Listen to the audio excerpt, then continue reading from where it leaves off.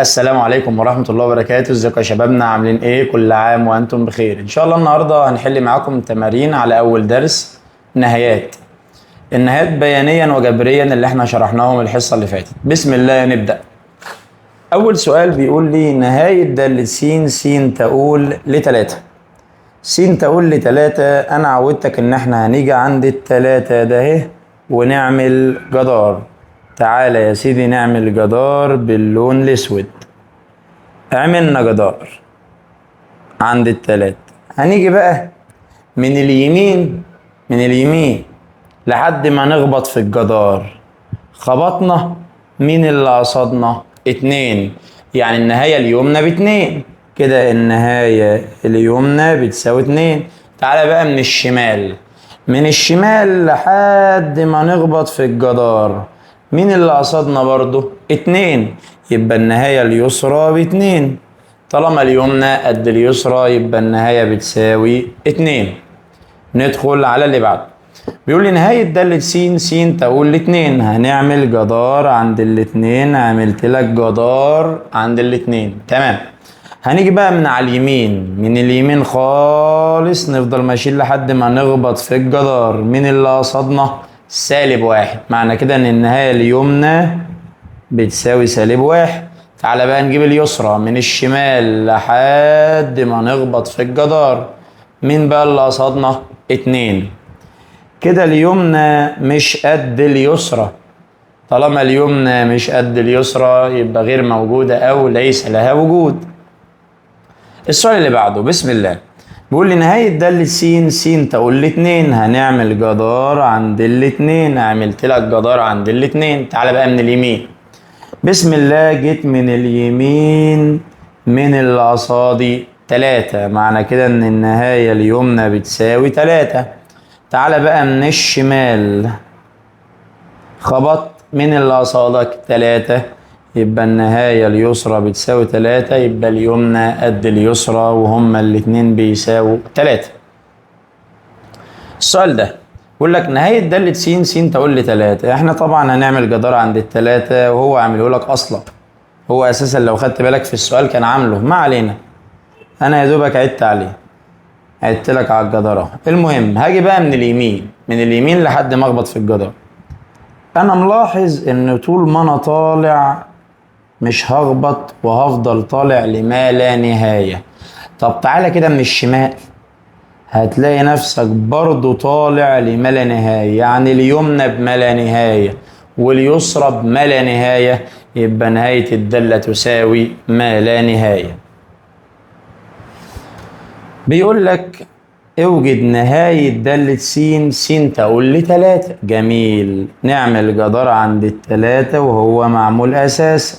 جميل. تاني تعالى بقى من اليمين ونشوف. جاي من اليمين طالع لقيت نفسي رايح فوق فوق فوق عند الما لا نهاية. جاي من الشمال نازل لقيت نفسي نازل تحت عند السالب ما لا نهاية. دي بما لا نهاية ودي سالب ما لا نهاية. يبقى النهاية بتاعتنا ليس لها وجود. السؤال اللي بعده جميل أوي السؤال ده. عايز دالة الصفر والدالة الصفر اليمنى واليسرى والنهاية. نعمل بس جدار عند الصفر. طبعا الصفر اللي هو ده، فانت هتعمل لي جدار هنا كده. ماشي. ادي الجدار اهو باللون الاسود اهو.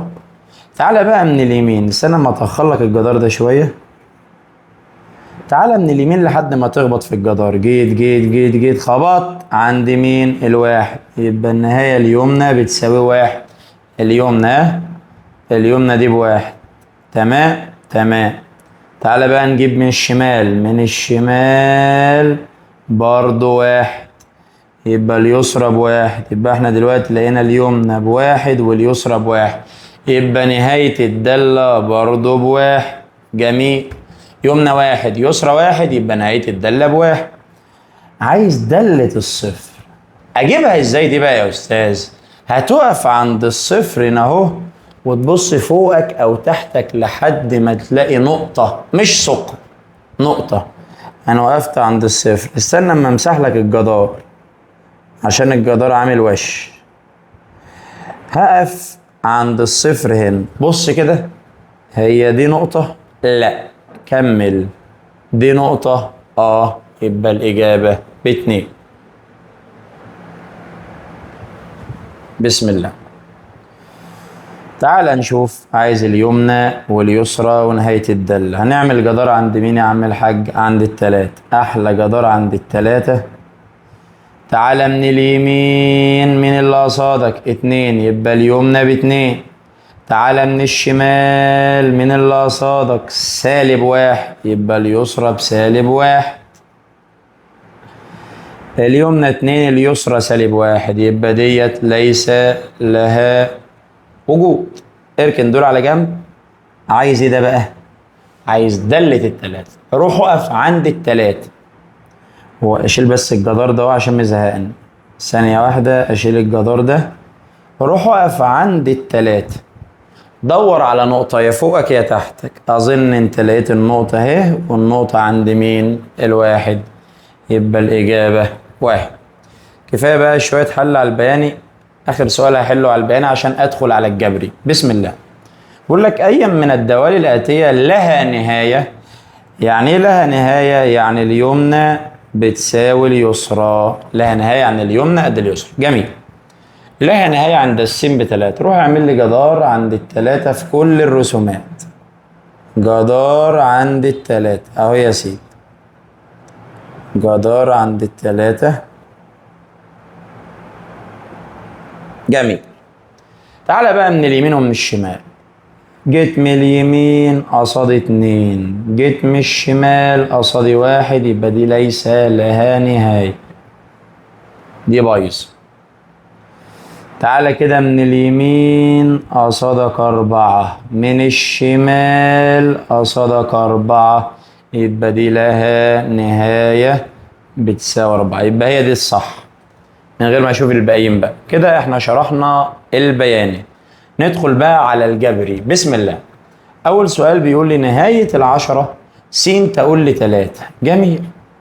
دي نهاية ثابتة، وبقول لي حط السين بكام؟ عوض عن س ب3، ولكن أنا مش شايف س، يبقى دي نهاية ثابتة والناتج بتاعها بيبقى الرقم ده، يبقى الإجابة 10. طيب نهاية العشرة بقول لي عوض عن السين بنص، أنا مش شايف س أصلا، يبقى دي نهاية ثابتة والناتج بتاعها 10. نهاية 3 أ عوض عن السين ب2. هي فين السين اللي عوض عنها؟ مفيش، يبقى الإجابة 3 أ. نهاية 3 س ناقص جذر س وعوض عن السين ب4. تعال نعوض عن السين ب4. يلا يابا. هنحط مكان السين دي 4. 3 في 4 ب12. هنحط مكان السين دي 4 ولا جذر 4؟ جذر 4. 12 ناقص جذر ال4 بكام؟ ب2. و12 ناقص 2 10، يبقى الإجابة 10. بيقول لي نهاية عفريت السين ب12. نهاية عفريت عوض عن السين ب12. هي وير از سين؟ فين السين؟ شايف سين؟ يبقى دي نهاية ثابتة والناتج عفريت. خش على اللي بعده. بيقول لي عوض عن السين بإيه؟ بألف. تعال نروح نعوض عن السين بألف. شيل أي سين وحط ألف. حط هنا ألف. ألف تربيع ولا 2 ألف تربيع؟ حط بدل السين دي ألف، يبقى 2 ألف تربيع. حط بدل السين دي ألف. ألف في ألف بألف تربيع ناقص ألف تربيع. جزء ألفات تربيع نقص منهم ألفاية تربيع. يتفضل ألفاية تربيع. ألفاية تربيع نقص منها ألفاية تربيع، ما يتفضلش حاجة. أمال يتفضل إيه؟ يتفضل 0. يبقى الإجابة 0. بيقول لي عايز نهاية س تربيع ناقص 16 على س ناقص 4. السين تقول ل4. أول حاجة هعملها هعوض عن السين ب4. روح عوض يلا عن السين ب4 تحت. عوض تحت كده. 4 ناقص 4 0، والصفر في المقام حرام، يبقى ما ينفعش أعوض. أتصرف بقى، حللها بقى. يلا نحللها كده مع بعض. يلا يا عم. س تربيع س ال16 جذرها 4، واحدة موجب وواحدة سالب، وتحت س ناقص 4 زي ما هي. طير السين ناقص 4 مع السين ناقص 4 يتبقى س زائد 4. عوض عن السين ب4. يلا حط هنا 4. 4 زائد 4 يبقى الإجابة 8. تعال نشوف السؤال ده. بيقول لك نهاية كذا والسين ب5. عوض عن السين ب5. تحت ابدأ بتحت.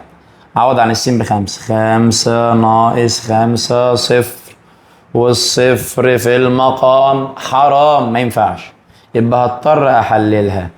دي س أس 3 والعدد ده هو لي جذر تكعيبي، يبقى بتتحلل قوس صغير وقوس كبير. قوس صغير اهو قوس كبير. يلا هتبقى س بس وخد الجذر التكعيبي تبقى 5. فاكر؟ ربع س تربيع غير موجب اضرب 5 س اخرها دايما موجب ربعها 25. تاني يلا سمعني تاني. ربع س تربيع غير موجب اضرب 5 س الى اخرها دايما موجب ربعها 25 وتحت س ناقص 5. طير دول مع بعض يتبقى لك س تربيع زائد 5 س زائد 25. هعوض عن السين ب5. تعالى يلا نعوض عن السين بكام؟ ب5. بسم الله. 5 تربيع 5 في 5 25. 25 و25 و25 75. تعالى نشوف السؤال ده. عوض عن السين ب2. طيب ادي جذر وادي شرطة كسر. هعوض عن السين ب2. 3 زائد 2 في 2 ب4. السين ب2 صح؟ 4 في 2 ب8 ناقص 1. ادي الجذر. 3 و4 7. 8 ناقص 1 7. 7 على 7 فيها الواحد وجذر الواحد 1.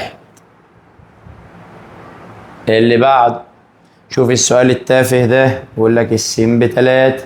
عوض لي كده عن السين ب3. 3 ناقص 3 صفر، والصفر في المقام حرام. يبقى هنعمل ايه؟ هنحل.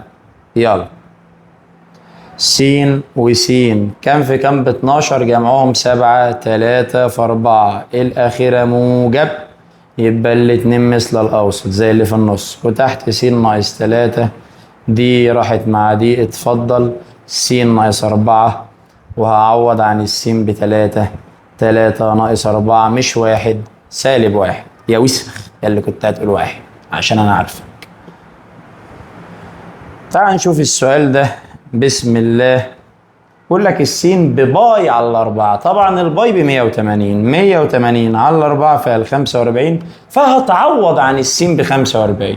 السين ب 45. طب عوض كده. السين ب 45 يعني ظا 45. ظا 45 يعني تان 45. وتان 45 بواحد ناقص 1 صفر، والصفر في المقام حرام. يبقى ما ينفعش. ما ينفعش. الصفر في المقام حرام ما ينفعش. يبقى هضطر احلل. يلا ظا تربيع س. ظا س وظا س كم في كم بواحد جمعهم 2. 1 في 1 الأخيرة موجب، يبقى الاتنين زي اللي في النص. وتحت ظا س ناقص 1 بالسلامة. اتفضل ظا س ناقص 1. كنا قلنا ان السين بكام؟ 45. يلا عوض عن السين ب45. ظا 45 يعني تان 45 اللي هي 1 ناقص 1 صفر، يبقى الإجابة صفر. لأن الصفر ده مش في المقام، ده في البسط أهو. في البسط مش دي طارت مع دي اتبقى لك بسط ولا مقام؟ بسط مش مقام. تعال نشوف السؤال العسل ده. هحلل على طول بقى عشان الواحد زهق. 9 ناقص س زي ما هي فوق. تحت حلل س وس 9 و9 موجب وسالب. خلي بالك دي مش هي دي. دي س ناقص 9 ودي 9 ناقص س. لو طيرت دي مع دي بقى فوق -1، لأن اللي بينهم إشارة، الفرق اللي بينهم إشارة. فأنا لو طيرت ده اهي مع ده اهي يتفضل فوق كام؟ 1 ولا -1؟ -1 على س زائد 9. هعوض عن السين ب9، حط مكان السين 9. 9 زائد 9 18، بس في فوقها -1، يبقى الإجابة -1 على 18. سؤال من الأسئلة الممتازة جدا جدا جدا. تعال نشوف. أول حاجة أعوض عن السين ب9 تحت على طول يا عم. عوض يلا. 9 ناقص 9 صفر، والصفر في المقام حرام عليك وعلى دماغ. يلا حرام حرام، مش عايزين نغلط. هنحل. طب يلا. فينا هو 1 طبعا مش 2. س أس 1 لما تيجي تجزأها هتقول إيه؟ س أس نص وس أس نص، أو جذر س وجذر س. يلا جذر س وجذر س. كام في كام ب12؟ لو جمعتهم يطلع 7. 3 في 4 الأخيرة موجب، يبقى الاتنين مثل الأوسط. سالب. اللي تحت يلا. السين أس 1 س أس نص وس أس نص، أو جذر س وجذر س. جذر س وجذر س. كام؟ التسعة 3 و3، واحدة موجب وواحدة سالب. ده اهي هتطير مع ده اهي، يتفضل لك فوق جذر س ناقص 4، وتحت جذر س زائد 3. هعوض عن السين ب9. يلا عوض عن السين ب9. 9 ولا جذر 9؟ جذر 9 3. 3 ناقص 4 مش 1، -1. جذر 9 3 زائد 3 6، يبقى الإجابة -1 على 6. وبكده نكون خلصنا التمارين بتاعتنا. أتمنى تكونوا استفدتم. السلام عليكم.